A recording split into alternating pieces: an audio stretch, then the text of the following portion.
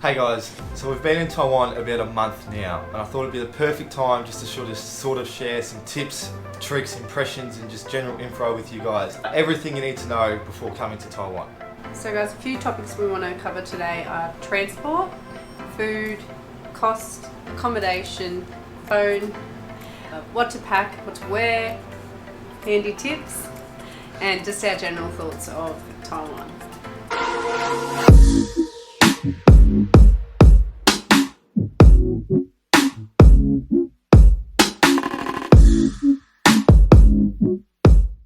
So first off, when you get to Taiwan, you're probably going to need to focus on transport.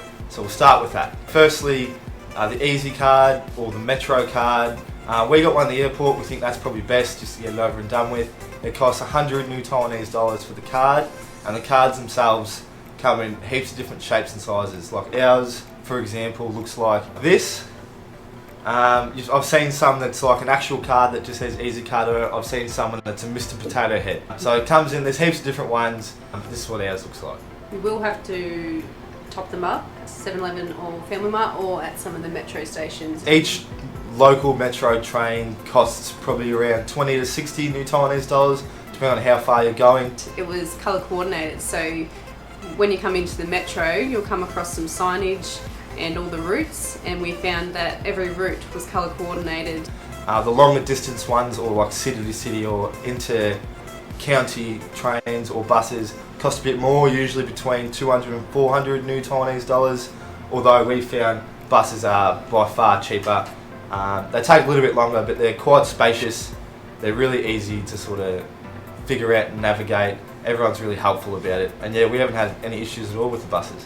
So if you're taking the bus though, the English on most bus drivers isn't very strong, and I've heard a lot of YouTubers sort of say that everyone Taiwanese in Taiwan speaks English, and that's true and not true at the same time. A lot of the people speak basic English, like hello, goodbye, thank you, sorry, especially the younger generation, but they don't really know enough English to sort of be able to help you out in a situation. Just don't rely on it. Like, always have Google Translate. We use that a lot and it helped us a lot. We have had people come up and help us. So when we have been in a pickle, we've found that people that can speak English will go out of their way to come help us in whatever situation we need. We've had a lady at the train station help us order a taxi because we couldn't explain to the driver where we wanted to go. We had an elderly gentleman help us buy bus tickets. Next up in transport would be Uber.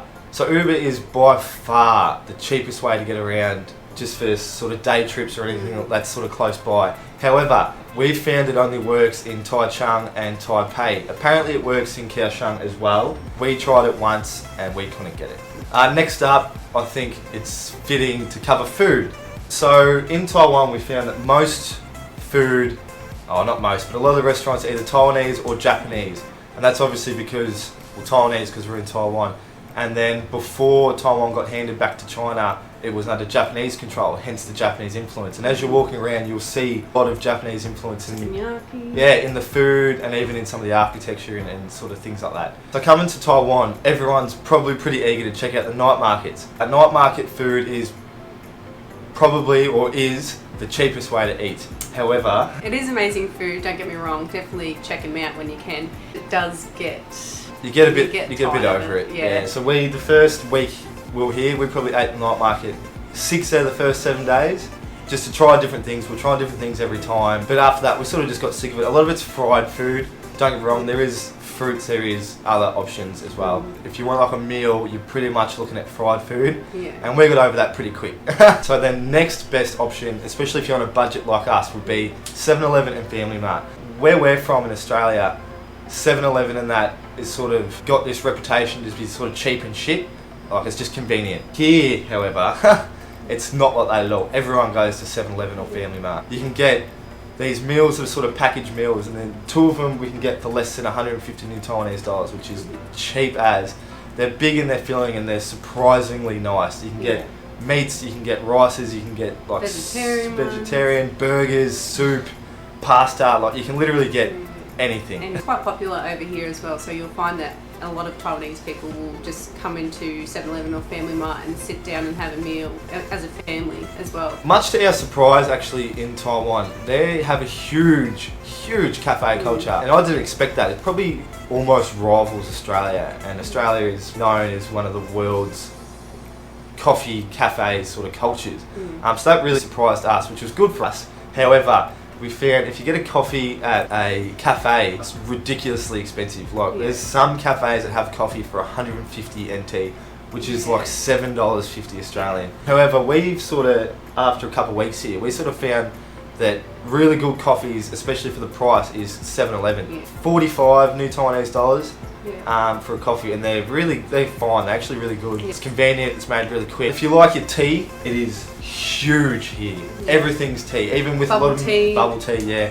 Even with a lot of meals, we found it'll come with a complimentary tea. So when you're eating out at a restaurant, prices fluctuate significantly. You can get obviously cheap meals, you can get expensive meals, depending on your budget, depending on what you like to do. We found, especially budget traveling, we found that most of the restaurants we go to will have a sort of a plastic sheet menu, and you'll get a little pen and you'll take it to the table and you just tick off.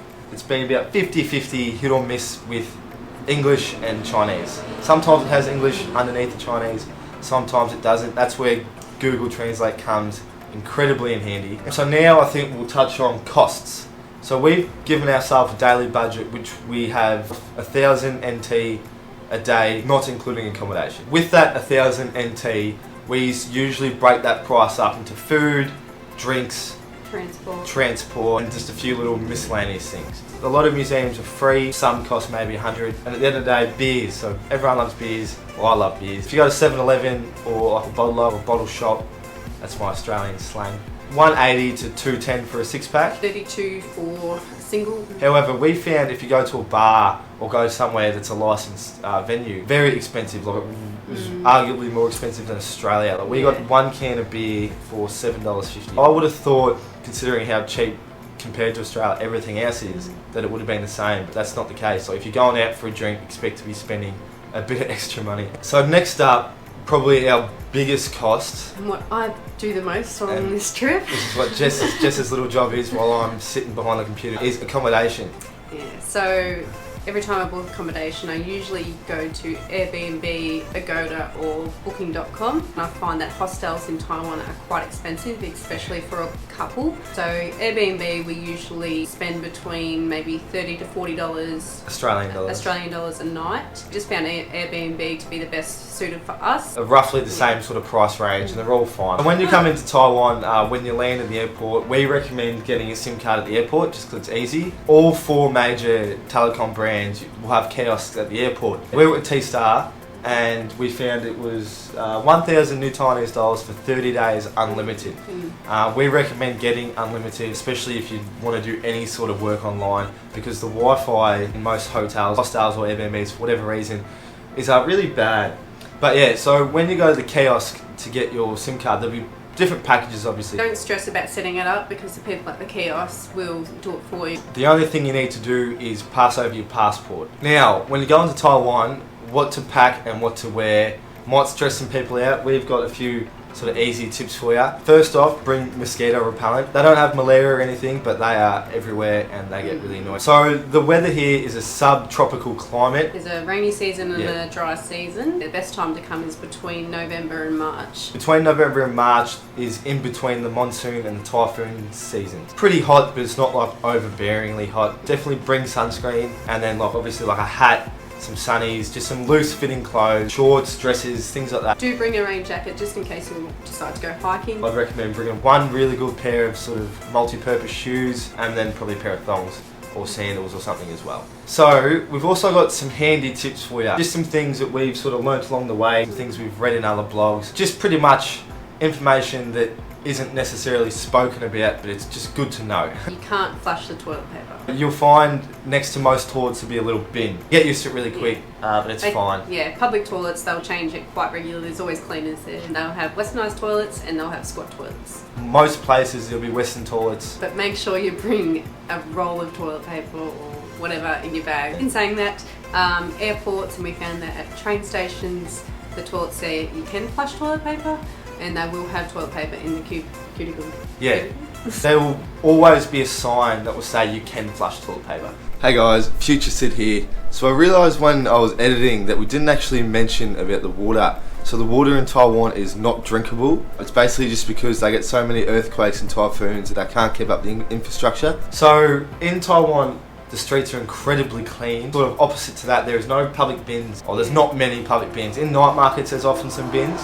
That's probably about it. But on that note as well, there's also not that many footpaths. So if you're walking around cities, you'll find yourself probably 60 or 70% of the time walking on the road, which is normal here. Pedestrians come first here. Yeah. If there is a footpath, majority of them will be blocked by motorbikes. So you'll be finding yourself weaving in and out from the footpath to the road. You will get used to it, and a lot of the footpaths aren't just a flat surface. There will be step downs. Watch where you're going. So yeah, make sure you watch where you're going. So in Taiwan, it starts getting dark around 5 p.m. We found a lot of shops open at 12. Not a morning culture at all. It's very much a night culture, which is really cool. It's different, it's unique.